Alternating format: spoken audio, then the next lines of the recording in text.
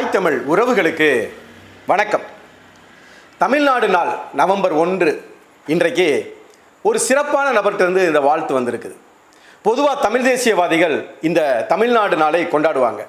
ஆனால் திராவிடமும் தமிழ் தேசியமும் இரண்டு கண்கள் அப்படின்னு சொன்ன விஜய் தமிழ்நாடு நாளுக்கு வாழ்த்து சொல்லியிருக்கிறார். தமிழ்நாடு நாளுக்கு அவர் வாழ்த்து சொன்னது ஒரு பக்கம் இருந்தாலும் இந்த பக்கம் விஜய் மிகப்பெரிய அளவில் ஒரு சவுக்கடியை கொடுத்துருக்கிறார். ஆனால் நமக்கு உளுந்தது சவுக்கடி அப்படின்னு கூட தெரியாம இந்த தற்குறிகள் என்ன செஞ்சிருக்குன்னா, ஏதோ விஜய்க்கு ஆதரவாக தல அஜித் பேசிட்டாரு அப்படின்னு பதிவிடுறான். அதனால தான் அவன் தற்குறி, அதனால தான் அவனை தற்குறின்னு சொல்றான். ரொம்ப தெளிவாக சொல்றாரு, இந்த கரூர் விஷயம் நடந்தது அவர் தனிப்பட்ட ஒருவருடைய குறை மட்டும் கிடையாது. நல்லா புரியணும், தனிப்பட்ட ஒருவருடைய குறை மட்டும் கிடையாது, இது சமூகத்தினுடைய குற்றம். ஏன் அதுல நானும் தான் இருக்கேன் அப்படின்னு தான் பதிவிட்டிருக்காரே தவிர எல்லாரும் இதுல பொறுப்பேற்போம். ஆனா விஜய் மட்டும் இதுல பங்கே கிடையாது, அவர் உத்தமரிலும் உத்தவர், புனிதர் அப்படின்னு ஒன்றும் பேசல. அவருக்கும் பங்கு இருக்கு அப்படிங்கிறது தான் அது குறிக்கிறதே தவிர மற்ற ஒண்ணுமே கிடையாது. இதை மட்டும் பேசலங்க. ஒரு 56 நிமிஷம் ஒரு நேர்காணல் கொடுத்துருக்கிறார். ஒரு ஆங்கில ஊடகத்துக்கு நேர்காணல் கொடுத்துருக்காரு. பலதரப்பட்ட விஷயங்களை பேசுறார். எப்பயுமே தெரியும், அஜித் கொஞ்சம் ஒரு துணிச்சலான ஆள். இந்த ஜெயலலிதா கிட்ட போய் கையை கட்டி நிற்கிறது, ஸ்டாலின்கிட்ட போய் கையை கட்டி நிற்கிறது, அந்த வேலையெல்லாம் ஒரு நாள் அவர் செஞ்சது கிடையாது. நமக்கு நல்லா தெரியும். பாசத்தலைவருக்கு பாராட்டு விழா அப்படி இப்படின்னு ஏதோ ஒரு பாராட்டு விழா நடத்தினாங்க கருணாநிதிக்கு. அந்த பாராட்டு விழாவில் அந்த விழாவில் அஜித்தை பேச கூப்பிடுறாங்க. உட்கார்ந்து இருக்கிறது யாரு? கருணாநிதி உட்கார்ந்து இருக்கிறாரு, ரஜினிகாந்த் உட்கார்ந்து இருக்கிறாரு, எல்லா திரைப்பட பிரபலங்கள், அரசியல் பிரபலங்கள் எல்லா பேரும் அமர்ந்து இருக்கக்கூடிய அந்த அரங்கத்திலேயே அஜித் பேசினாரு.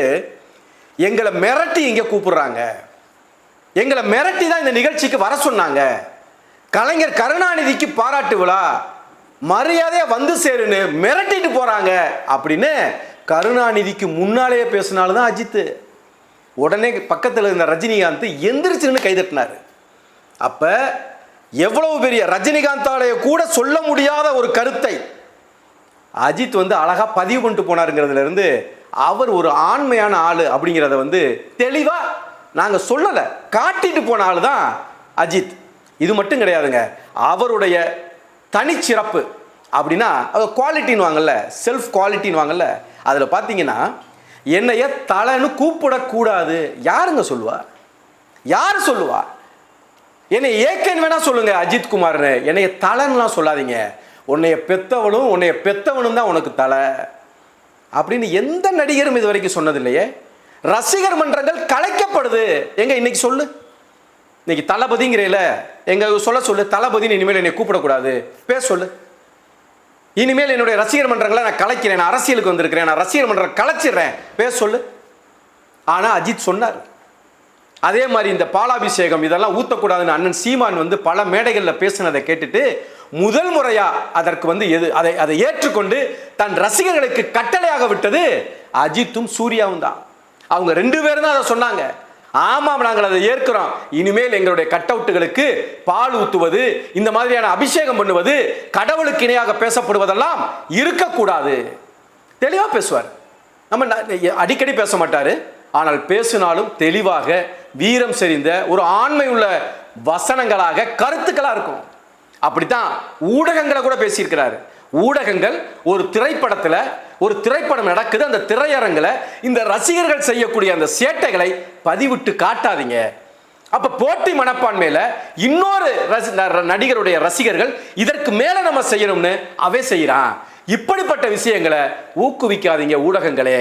ஏன்னா அந்த திரையரங்கின் உரிமையாளர் எவ்வளவு கஷ்டப்பட்டு அந்த திரையரங்கை கட்டியிருப்பாரு, எவ்வளவு சிரமப்பட்டு அந்த நாற்காலிகளை அமைச்சிருப்பாங்க. ஒரு நிமிடத்துல 5 நிமிடத்துல ஒரே படத்துல ஒரே காட்சியில அதை பூராத்தையும் பாழாக்கிட்டு போற அதான் அவர் ஏற்கல. ஊடகங்களுக்கு அறிவுரை சொன்னாரு. எல்லாம் சொல்லுவான் ஊடகங்களை பகச்சுக்க கூடாது அப்படின்வான், ஆனால் அவர்களுக்குமே அறிவுரை சொன்னாரு. அதே மாதிரி வெளியில இந்த ரசிகர் அந்த ரசிகர் இந்த மோதல்கள் இதையெல்லாம் காட்டாதீங்க, அப்படியெல்லாம் ஊடகங்கள் செய்யாதீங்க அப்படின்லாம் நிறைய விஷயங்களை ஊடகங்களுக்கே பேசி அந்த பேட்டியில கூட அவர் சொல்றாரு. அப்படியே மெல்ல மெல்ல நகண்டு வரும்போது சொல்றாரு, இந்த கரூர் விஷயத்துக்குள்ள வர்றாரு. இந்த கரூர் விஷயத்துக்குள்ள வரும்போது தெளிவா சொல்றாரு, இது ஒருத்தரால மட்டும் நடந்த விபத்து அப்படின்னு நினைக்காதீங்க. அப்படின்னா என்ன அர்த்தம்னா ஒருத்தர் மட்டும் காரணம் கிடையாது, எல்லாரும் தான் காரணம் தான் அர்த்தமே தவிர அந்த ஒருத்தர் மேல எந்த தப்புமே கிடையாது அப்படின்லாம் அஜித் சொல்லல.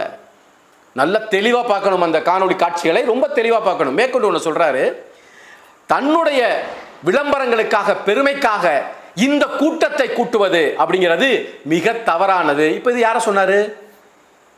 விஜய்க்கு ஆதரவாக அஜித் பேசுறதாக செய்திகளை தற்குறிகள் பரப்புது.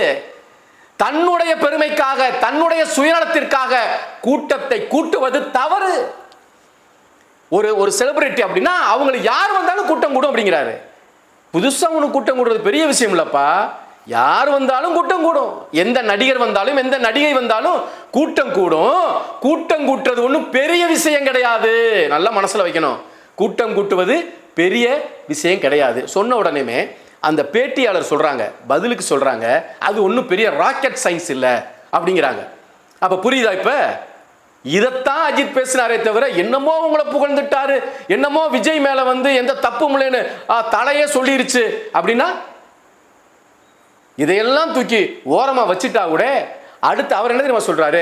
அவருடைய சொந்ததா சொல்றாரு, என் சுயநலத்திற்காக மற்றவர்களுடைய அன்பை நான் தவறாக பயன்படுத்த மாட்டேன். புரியுதா? இப்ப புரியுதா? இதுதான் அஜித் பேசுறதே தவிர நீங்க நினைக்கிற மாதிரி என்னமோ அப்படியே புகழ்ந்துட்டாரு வச்சுட்டாரு. இங்க பாரு, நல்லா தெரிஞ்சுக்க, எம்ஜிஆரை தாண்டி இங்க யாருமே அரசியலில் நிக்கல. நடிகர்களாக அதற்கு பிறகு எத்தனையோ பேர் வந்திருந்தாலும் விஜயகாந்தோட வெற்றியை கூட ஒரு முழுமையடைந்த அரசியல் வெற்றியாக சொல்ல முடியாது.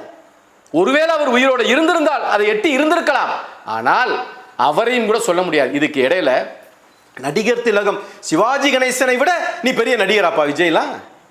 அவரும் கட்சி ஆரம்பிச்சாரு, ஒண்ணுமில்லாம போனாரு. ஐயா பாக்கியராஜ் கட்சி ஆரம்பிச்சாரு, ஒண்ணுமில்லாம போனாரு. டி ராஜேந்தர் கட்சி ஆரம்பிச்சாரு, ஒண்ணுமில்லாம போனாரு.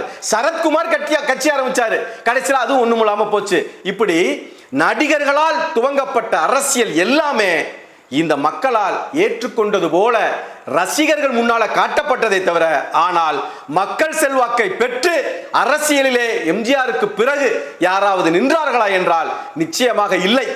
ஆளுகிற சக்தியாக எந்த ஒரு நடிகருமே இல்லை என்பது மிக தெளிவாக காட்டப்பட்ட விஷயம். அதனால இனிமேலும் விஜய் ரசிகர்கள் அவர்கள் இவர்கள் என்று அப்படிலாம் பூசி முழுகாத. முடிஞ்சா அஜித் மாதிரி உண்மையை பேசு, உறக்க பேசு. இன்னைக்கு சொல்ற பாரு, தமிழ்நாடு நாள் வாழ்த்துக்கள்னு அந்த அரசியலை செய்வதற்கு உன்னை உருவாக்குவோம். நாங்க ஒன்னும் அரசியலை விட்டே போ விஜய், உனக்கு அரசியலே தேவையில்லை என்றோ நீ உனக்கு அரசியலே வராது என்றோ அப்படிலாம் பேசல. இங்க யார் வேணாலும் அரசியல் செய்யலாம். ஆனால் நாங்கள் சொல்வது என்னன்னா, திரைக்கவர்ச்சியை மட்டும் வைத்து அரசியல் பண்ணாத, தூய அரசியல் பண்ணு, ஒரு நிர்வாகம் உள்ள அரசியல் பண்ணு. இந்த தற்குறிகளுக்கு நல்ல பாடம் கொடு, பாடம் நடத்து. முதல்ல உன் ரசிகரை அரசியல்வாதாக மாற்று, அப்புறமா நீ அரசியலுக்குள்ள வா. அதைத்தான் சொல்றோம். அதை விட்டுட்டு இன்னைக்கு எடுத்தோடனே இன்னைக்கு சொல்றீங்க, இந்த தமிழ்நாடு அப்படிங்கிற இந்த எல்லை பிரிக்கப்பட்ட அந்த போராட்டத்தில் இருந்த தியாகிகளையும், தமிழ்நாடு என பெயர் சூட்ட இதற்கு காரணமாயிருந்த தியாகிகளையும் நான் நினைவு கூறுகிறேன், அவங்களை பெருமைப்படுத்துறேன் அப்படின்னு ஒரு வார்த்தை. அதுல எத்தனை இடத்துல வருது? தமிழ்நாடு மொழிவாரியாக மாநிலம் பிரிக்கப்படும் போது எல்லை போராட்டத்தில் தமிழ்நாட்டு எல்லைக்கு அப்படின்னு வருது. தமிழ்நாடு என்று பெயர் சூட்டன் தமிழ்நாடு வருது. அதுக்கப்புறம் வருது, அதற்கு பின்னால வருது இந்த தமிழ்நாட்டை மீட்பதற்கு திமுக இருந்து அவர் சொல்றாரு, திமுகவிடம் இருந்து தமிழ்நாட்டை மீட்போம் அப்படின்னு சொல்றாரு. அப்புறம் சொல்றாரு, தமிழின் புகழையும் பெருமையையும் உலகெங்கும் பரவச் செய்வோம், தமிழ்நாடு நாள் வாழ்த்துக்கள். இதுல எந்த இடத்துலயாவது திராவிடம்னு வருதா? அந்த கட்டத்துக்கு வா நீ, முதல்ல அந்த சக்கரத்தில் உட்காரு. முதல்ல அதைத்தானே சொன்னோம்.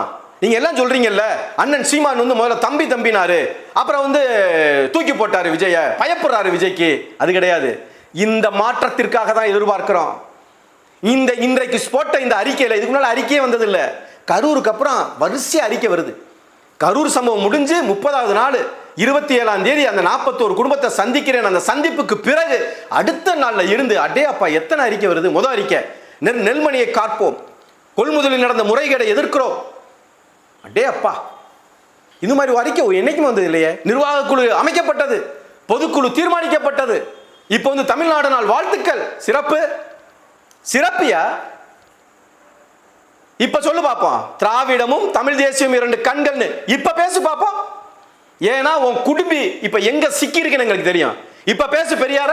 பெரியார் தமிழ்நாடு நாளுக்கு எதிரானவர். நீங்கள் உங்கள் கொள்கை தலைவனாக பெரியார சொல்றீங்க. ஆனால் அந்த பெரியார், அந்த ஈவேரா ராமசாமி நாயக்கர் இந்த தமிழ்நாடுக்கு, தமிழ்நாடு அப்படின்றதுக்கும் தமிழ்நாடு நாளுங்கிறதுக்கும் எதிரானவர். பேசுவோமா? அப்ப உங்க கொள்கை தலைவனை தூக்கி போட்டுருவீங்க, உங்களால அறிவிக்க முடியுமா? அறிவிங்க. அறிவித்தீங்கன்னா இன்னமும் விஜய் நாங்கள் வரவேற்போம். இந்த அரசியல் களத்திற்கு வரவேற்போம். அண்ணன் சீமான் அன்று ஏற்றார், இன்று எதிர்க்கிறார் அப்படின்னா காரணம் இதுதான். இன்னைக்கு போட்டு அறிக்கை பாரு, இது மாதிரி போடேன் ஏற்பாரு, இன்னமும் உன்னை தம்பியா கொண்டாடுவாரு. அதை விட்டுட்டு திராவிடம்ங்கிறது, அதுங்கிறது, இதுங்கிறது. தமிழ்நாடு வேணும்னு கேட்டோம், தமிழருக்கு தமிழ்நாடு அப்படின்னு கேட்டப்ப இல்ல இல்லைன்ட்டு இவங்க திராவிட நாடுன்னு கேட்டான். இன்னைக்கு எதுக்கு இதுக்கு வாழ்த்து சொல்லணும்னா, அப்ப எதையாவது உன்னை ஏற்கணும், எதையாவது உன்னை எதிர்க்கணும். ஏற்க வேண்டிய விஷயத்தையும் எதிர்க்க வேண்டிய விஷயத்தையும் இரு கண்கள்னு பேசுனா இந்த சிக்கல் தான் வரும். நம்ம எதிர்பார்க்கிறது, இனிமேல் நடக்கக்கூடியது நாம சொல்றதுமே என்னன்னா, நிச்சயமாக இனிமேல் விஜய் பெரியார் என்றோ திராவிடம் என்றோ பேச மாட்டார். கரூருக்கு முன் கரூருக்கு பின் அப்படின்னு தான் விஜயோடைய அந்த கொள்கை பிரகடனம் இருக்கும். அது நல்லா தெரியும். அதை கொஞ்சம் கொஞ்சமாக கண்டிப்பா செய்வாரு. செஞ்சா மகிழ்ச்சி தான்.